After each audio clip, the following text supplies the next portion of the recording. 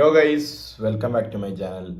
അങ്ങനെ സർവമ്മയൻ്റെ ഗംഭീര വിജയത്തിന് ശേഷം നിവിൻ പോളിൻ്റെ അടുത്ത ചിത്രം ബേബി ഗേൾ. സത്യം പറഞ്ഞാൽ നിവിൻ പോളി അല്ല, ഇതിൻ്റെ റൈറ്റേഴ്സാണ് എന്നെ മാത്രമായിരിക്കില്ല, മിക്കവരെയും സിനിമ കാണാൻ ഒരു പ്രചോദനം കൊടുക്കുന്നത് അവർ തന്നെയായിരിക്കും. Okay, directed by Arun Varma. നമ്മുടെ ഗരുഡൻ എന്ന് പറഞ്ഞ കിട്ടില്ലം പടം ഡയറക്റ്റ് ചെയ്ത മച്ചാനാണ്. അതിൻ്റെ റൈറ്റർ മിഥുൻ മാനുവൽ തോമസ് ആയിരുന്നു. ഇതിൽ ബോബി സഞ്ജയ് ഇവർ രണ്ടുപേരുമായിരുന്നു ഇതിൻ്റെ സ്ക്രിപ്റ്റ് സ്ക്രീൻ പ്ലേ ഒക്കെ ചെയ്തിട്ടുള്ളത്. ഇവരുടെ സിനിമകളൊക്കെ നമുക്കറിയാം, അതൊക്കെ ഏത് ലെവലിലോട്ട് എത്തിയിട്ടുള്ള ഏതൊക്കെയാണെന്ന് പറയാം. ട്രാഫിക് ഉണ്ട്, അയാൾ ഞാനും തമ്മിലുണ്ട്, അങ്ങനത്തെ ഇഷ്ടംപോലെ സിനിമകളുണ്ട്. അഭിനയിച്ചിരിക്കുന്നവർ നിവിൻ പോളി, ലിജോ മോൾ ജോസ്, അഭിമന്യു തിലകൻ, സംഗീത് പ്രതാപ്, ജാഫർ ഡിക്കി, അസീസ് നെടുമങ്ങാട്, അതിഥി രവി, ശ്രീത്ത് രവി, പിന്നെ ആരാണ്, അശ്വത് ലാല് ചെറിയ റോളുണ്ട്, കിച്ചു ടെല്ലൂസ്, ആ മച്ചാൻ അങ്കവാലി ഡയറീസിലൊക്കെ ഉള്ള മച്ചാനാണ്. പിന്നെ നിഷാ സാരംഗ്, നന്ദുച്ചേട്ടൻ, മേജർ രവി, അങ്ങനെ ഒരു വലിയൊരു താരനിരയുള്ള ഒരു സിനിമ ആഡ് ചെയ്തു. പിന്നെ പ്രൊഡക്ഷൻ നമ്മുടെ ലിസ്റ്റിൻ സ്റ്റീഫൻ, മാജിക് ഫ്രെയിംസ്. പുള്ളി ചെറുതായിട്ടൊന്ന് തല കാണിച്ചിട്ട് പോയിട്ടുണ്ട് സിനിമയിൽ. മ്യൂസിക് ബൈ നമ്മുടെ സാംസിയസ്. കുറേ നാൾക്ക് ശേഷമാണ് മച്ചാനെ ഞാൻ വേറെ പുള്ളി ഏതാ അതിൻ്റെ ഇടക്കാലത്ത് വല്ല സിനിമയാണെന്ന് എനിക്ക് അറിഞ്ഞുകൂടാ. ഞാൻ എൻ്റെ അറിവ് വെച്ചിട്ട് കുറച്ചധികം നാൾക്ക് ശേഷമാണ് ഞാൻ പുള്ളീൻ്റെ പേര് കാണുന്നത്.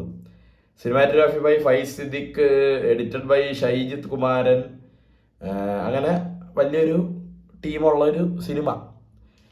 2 മണിക്കൂർ 6 മിനിറ്റോ അങ്ങനെ എന്തോ ദൈർഘ്യമുള്ള സിനിമയാണിത്. അപ്പോൾ മെയിൻ ഒരു പ്ലോട്ട് എന്താണെന്ന് വെച്ച് കഴിഞ്ഞാൽ ഒരു ബേബി ഗേൾ മിസ്സാവുന്നു. അതിൻ്റെ പേരിലുള്ള ഒരു വൺ ഡേ നെറേറ്റീവാണ് പടം. അതിൻ്റെ പേരിലുള്ള ഓട്ടവും പാച്ചിലും കാര്യങ്ങളൊക്കെയാണ് സിനിമ. ചെറിയൊരു ത്രില്ലർ എലമെൻ്റ് ഉണ്ട്, കണ്ടുപിടുത്തമുണ്ട്. നിവിൻ പോളി സത്യം പറഞ്ഞാൽ ഇടയ്ക്കിടയ്ക്ക് മച്ചാൻ മിസ്സായി പോകുമായിരുന്നു സിനിമയിൽ. എന്ന് വെച്ച് കഴിഞ്ഞാൽ ഒരു പോയിന്റ് കഴിയുമ്പോഴത്തേക്കും മച്ചാൻ ഇല്ലാതെ കുറേ നേരം സിനിമ ഓടിക്കൊണ്ടിരിക്കും.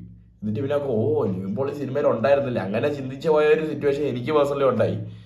പടം മൊത്തത്തിൽ പറയുമ്പോഴേ ഒരു ഓക്കേഷ് പടം, ജസ്റ്റ് ഒരു ആവറേജ് ഒരു പ്ലോട്ട്, ആവറേജ് നെറേറ്റീവ്, അല്ലെങ്കിൽ ആവറേജ് ഫ്ലിക്ക്, അങ്ങനെ പറയുന്ന രീതിയിലാണ് എനിക്ക് സിനിമ അനുഭവപ്പെട്ടത്. അത് ബാക്കിയുള്ളവർക്ക് എങ്ങനെ തോന്നുന്നത് എനിക്കറിയില്ല. ടുവേർഡ്സ് എൻഡ് ആണെങ്കിൽ പോലും അത് ഇപ്പോഴത്തെ അവർ നല്ലൊരു മെസ്സേജ് തരാൻ നോക്കിയിട്ടുണ്ട്. ഇന്നത്തെ കാലത്തെ പ്രായം തികയാത്തത് അല്ലെങ്കിൽ മെച്ചോർഡാവാത്ത പയ്യനും പെണ്ണോ, ഈ എന്താ പറയുക, കണ്ണാപ്പി കല്യാണങ്ങളൊക്കെ ഇല്ലടേ. 20 വയസ്സാകുമ്പോൾ തന്നെ പെണ്ണും ചെക്കനൊക്കെ ഓടിപ്പോയി കല്യാണം കഴിച്ച് അങ്ങനത്തെ ഒരു ജീവിതവും പരിപാടിയൊക്കെ ഉണ്ടല്ലോ. അതിനെയൊക്കെ കുറിച്ച് നല്ലൊരു മെസ്സേജ് പടം കൊടുക്കുന്നുണ്ട്. എങ്കിൽ പോലും എനിക്ക് ഭയങ്കര ഒരു ആവറേജ്, ഒരു മൈൽഡ് ഫീലാണ് ഈ സിനിമയെ കുറിച്ച് പറയാനുള്ളത്. ബോബി ആൻഡ് സഞ്ജയൊക്കെ തിരക്കഥ ചെയ്തപ്പോൾ നമ്മളൊക്കെ പ്രതീക്ഷിക്കുന്ന ഒരു ലെവലിലോട്ട് സിനിമ എത്തിയിട്ടില്ല. പിന്നെ എനിക്ക് വലിയൊരു നെഗറ്റീവായിട്ട് തോന്നിയൊരു കാര്യമാണ്, എനിക്ക് പേഴ്സണലി മാത്രം തോന്നിയൊരു കാര്യമാണ്, വേറൊരു ആൾക്കും അങ്ങനെ തോന്നണം എന്നില്ല. എനിക്ക് ഭയങ്കര വെറുപ്പീരായിട്ട് തോന്നിയ ഒരു അഭിനയമാണ് സംഗീത് പ്രതാപിൻ്റെ. ഞാൻ എൻ്റെ ഈ ചാനലിൽ ആ മച്ചാനെ കുറിച്ച് ഇതുവരെ ഇങ്ങനെ പറയേണ്ടി എനിക്ക് വന്നിട്ടില്ല. പുള്ളി ഏത് കോമഡി റോൾ ചെയ്താലും വാവിട്ട് വയറിലടിച്ച് ചിരിക്കാറുള്ള ആളാണ് ഞാൻ. പക്ഷേ പുള്ളി കുറച്ച് സീരിയസ് ആയപ്പോൾ എനിക്ക് ഉൾക്കൊള്ളാൻ പറ്റുന്നില്ല. പുള്ളീൻ്റെ ഇമോഷൻസ് കാണുമ്പോൾ ചിരി വരുന്നു, ആ ഒരു ഫേഷ്യൽ എക്സ്പ്രഷൻസ് ഇതും കൂടി എനിക്കൊന്നും കൺവേ ആവുന്നില്ല. പുള്ളി ഒരു ട്രിവാൻഡ്രം സ്ലാങ് കുടിക്കാൻ നോക്കിയത് എനിക്ക് ഒട്ടും വർക്കായില്ല. ലിജോ മോൾ ആൻഡ് അഭിമന്യു തിലകൻ, അവർ രണ്ടുപേരും കിട്ടില്ല കഥാപാത്രങ്ങളായിരുന്നു. പിന്നെ അസീസിക്ക് എൻ്റെ ചെറിയ 2-3 സാധനങ്ങളൊക്കെ നൈസായിരുന്നു. ജാഫർ ഡിക്കി ചേട്ടൻ തുടക്കത്തിൽ ഒരു നല്ലൊരു റോള്, കുറച്ച് നേരമേ ഉള്ളൂ. പുള്ളി അതിഥി രവിയൊക്കെ ഇവരുടെയൊക്കെ കുറച്ച് സാധനങ്ങളുള്ളൂ, അതൊക്കെ നൈസായിരുന്നു. അങ്ങനെ എന്താ പറയുക, ഒരു സിമ്പിൾ എന്ന് പറയാൻ പറ്റില്ലല്ലോ, ചുമ്മാ കണ്ടിരിക്കാൻ പറ്റുന്ന ഒരു സിനിമ. എനിക്ക് തോന്നുന്നു ഫാമിലി ഓഡിയൻസിന് ഇത് വർക്കാവുന്നതാണ് എനിക്ക് തോന്നുന്നത്. കാരണം എന്ന് വെച്ച് കഴിഞ്ഞാൽ ഒരു ഫീൽ ഗുഡ് ഇമോഷൻ ടൈപ്പിലാണ് പടം എൻഡ് ചെയ്തിരിക്കുന്നത്. എനിക്കെന്താ ഇതിൻ്റെ പോസ്റ്റേഴ്സ്, പിന്നെ ആ ട്രെയിലറിൽ അവർ കാണിച്ചൊരു സംഭവം എന്ന് വെച്ചാൽ നമ്മൾ ഒരു ഹിഡൻ ഒരു സംഭവം ഉണ്ടെന്ന് നമ്മൾ വിചാരിക്കും. എന്ത് കണ്ടാലും നമ്മൾ കുറച്ച് ക്യൂരിയോസിറ്റി നമുക്ക് ബിൽഡ് ചെയ്യുന്ന ഒരു ടൈപ്പ് ഓഫ് പോസ്റ്റേഴ്സാണ് ഈ സിനിമേൻ്റെ മൊത്തം അവർ കൊടുത്തിരിക്കുന്നതൊക്കെ. അപ്പോൾ അവിടെ നിന്ന് ഈ സിനിമയിലോട്ട് വന്നപ്പോഴത്തേക്കും സത്യം പറഞ്ഞാൽ ഒന്നുമില്ലടേ ഈ സിനിമ. എനിക്കെന്തോ മറ്റേ എന്തോടെ പറയാൻ, ഞാൻ ഒരു 3 വാക്ക് നോട്ട് ചെയ്ത് വെച്ചിട്ടുണ്ടായിരുന്നു ഈ സിനിമ. കണ്ണാപ്പി കല്യാണം, കൊച്ചിനെ തട്ടിക്കൊണ്ട് പോക്ക്, പിന്നെന്തൊരു ഒരു വാക്കും കൂടെ ഉണ്ടായിരുന്നല്ലോ, തങ്കച്ചി പാസം. അയ്യോ എന്തൊരു പാസം വരുന്നുണ്ടേ അത്. എനിക്കാണെങ്കിൽ എനിക്ക് പേഴ്സണലി വർക്കായില്ലേ ആ ഒരു സംഭവം, ആ ഒരു ബ്രദർ സിസ്റ്റർ റിലേഷൻ. അത് Sangeeth bro, I am really sorry, but എനിക്ക് ഭയങ്കര ഇഷ്ടമാണ് മച്ചാനെ. എന്നാലും എനിക്ക് പറഞ്ഞേ പറ്റുള്ളൂ. എനിക്ക് ഒട്ടും നിങ്ങളുടെ ആ ഒരു ക്യാരക്ടർ എനിക്ക് ഒട്ടും കൺവിൻസ് ആയില്ല. അത് ആയവരുണ്ടാവാം, പക്ഷെ എനിക്ക് ഒട്ടും പുള്ളീൻ്റെ ക്യാരക്ടറോട് ഒരു യോജിപ്പ് തോന്നിയില്ല. ഭയങ്കര അവസാനമൊക്കെ അയ്യോ, എനിക്കറിഞ്ഞൂടാ വേറെ ആർക്കെങ്കിലും ഇതേപോലെ തോന്നിയിട്ടുണ്ടോ എന്ന് എനിക്കറിയില്ല. പക്ഷേ എനിക്ക് സംഗീതിൻ്റെ കഥാപാത്രം കണ്ടപ്പോൾ എനിക്ക് സത്യം പറഞ്ഞാൽ ചിരി വന്നടേ. അതാണ് ഒരു മേജർ നെഗറ്റീവായിട്ട് എനിക്ക് തോന്നിയത്. പിന്നെ ഈ സിനിമേൻ്റെ എന്താ പറയുക, ഒരു സ്ക്രീൻ പ്ലേ ഒക്കെ കുറേ കൊണ്ട് നന്നാക്കാമായിരുന്നു എന്ന്. കാരണം ഫസ്റ്റ് ഹാഫ് ചട്ടപ്പട്ടയെന്ന് പറഞ്ഞ് സീൻ സ്വിച്ച് ചെയ്ത് അടിച്ച് പൊളിച്ചൊരു ഇൻ്റർവെല്ലൊക്കെ വെച്ച് അങ്ങ്, എന്ന് വെച്ചാൽ അങ്ങനത്തെ ഇൻ്റർവെൽ എന്നല്ല, പെട്ടെന്ന് കാര്യങ്ങളൊക്കെ പറഞ്ഞു നിർത്തി ഒരു ഇൻ്റർവെൽ. ഇതിൻ്റെ തുടക്കമായാലും നമുക്കൊട്ടും മറ്റേ ഇതൊന്നുമില്ല, സ്ട്രെയിറ്റ് ടു സ്റ്റോറിയാണ്. മറ്റേ ക്യാരക്ടർ ഡെവലപ്മെൻറ്റോ ക്യാരക്ടർ ബിൽഡിങ്ങോ ഇങ്ങനത്തെ പ്രശ്നമോ കാര്യങ്ങളോ ഒന്നുമില്ല. എല്ലാം വരുന്നിടത്ത് വെച്ച് ആണ് ഓരോ കാര്യങ്ങൾ റിവീൽ ആവുന്നത്.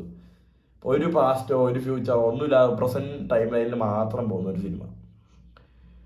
പിന്നീട് ഇതിൽ വേറൊരു നടി, പുള്ളിക്കാരിൻ്റെ പേര് എനിക്കറിയില്ല, പുള്ളിക്കാരിൻ്റെ ആണ് ഈ കൊച്ചി. പുള്ളിക്കാരിൻ്റെയൊക്കെ കഥാപാത്രം എന്ന് പറയുമ്പോഴത്തേക്കും ശരിയാണ്, ആ ഒരു കഥാപാത്രം ആ ഒരു പ്രായത്തിൻ്റെ ഒരു കാര്യം അതൊക്കെ അവർ കറക്റ്റായിട്ട് കാണിച്ചുകൊണ്ട് തന്നെ ആ ഒരു പുള്ളിക്കാരി അഭിനയിച്ചിട്ടുണ്ട്. എന്നാൽ പോലും ഈ ഒരു ചോദ്യമാണ് എനിക്ക് വന്നത്. അപ്പോൾ എനിക്ക് സത്യം പറഞ്ഞാൽ ഭയങ്കര ഒരു ആവറേജ്, കണ്ടോണ്ടിരിക്കാം, നമുക്ക് ബോറടിക്കുമെന്ന് ഞാൻ പറയുന്നില്ല. പക്ഷേ എവിടേക്കൊക്കെയോ എന്തൊക്കെയൊക്കെയോ പ്രശ്നങ്ങൾ ഉള്ളത് പോലത്തെ ഒരു നറേറ്റീവ്. ബോബി ആൻഡ് സഞ്ജയ് അതെനിക്ക് തോന്നിയില്ല. അരുൺ വർമ്മ മച്ചാനെ നിങ്ങളുടെ ഗരുഡൻ 10 വട്ടം ഇട്ട് തന്നാലും ഞാൻ കാണാം. പക്ഷേ എനിക്കെന്താ അറിയില്ല, ഈ സിനിമ അധികം വർക്കായില്ലേ. ഐ ആം റിയലി സോറി, എനിക്ക് അറിഞ്ഞുകൂടാ. നിവിൻ പോളി എന്ന് പറഞ്ഞാൽ ജസ്റ്റ് പുള്ളിക്കാരനെ ഒന്നും ചെയ്യാനില്ല. നിവിൻ പോളീൻ്റെ ഒരു സിനിമ നമുക്ക് പറയാനേ ഇല്ല. ഈ പടത്തിൽ അഭിനയം കൊണ്ട് ഗംഭീരമായിട്ട് എനിക്ക് തോന്നിയത് ലിജോ മോളും മറ്റേ പുള്ളി എന്തരടേ നമ്മുടെ തിരേഞ്ചേട്ടൻ്റെ കൊച്ചു പോയി, ഞാൻ പേര് പറഞ്ഞാണല്ലോ പുള്ളീൻ്റെ പേര് മറന്നുപോയി. എന്തരടേ അഭിമന്യു തിലകൻ, അഭിമന്യു ഷമി തിലകൻ ചേട്ടൻ്റെ മോൻ. അപ്പോൾ അതാണ് എനിക്ക് പറയാനുള്ളത്. എനിക്ക് അറിഞ്ഞുകൂടാ, ട്രിവാൻഡ്രത്താണ് ഫുള്ള് കഥ സെറ്റ് ചെയ്തിരിക്കുന്നത്. ഒരു 1 ഡേ സ്റ്റോറിയാണ്. അവിടെ ഇവിടെയൊക്കെ ആയിട്ട് കുറേ സ്ഥലങ്ങൾ കാണിച്ചിട്ടുണ്ട്. നല്ല പ്രൊഡക്ഷൻ ക്വാളിറ്റിയാണ്, നല്ലോണം അവർ എടുത്തിട്ടുണ്ട്, നല്ല എഫേർട്ടൊക്കെ ഇട്ടിട്ടുണ്ട്. പക്ഷേ എനിക്ക് കാര്യമായിട്ടൊന്നും തോന്നിയില്ല. അതാണ്. അപ്പോൾ അത്ര എനിക്ക് പറയാനുള്ളൂ.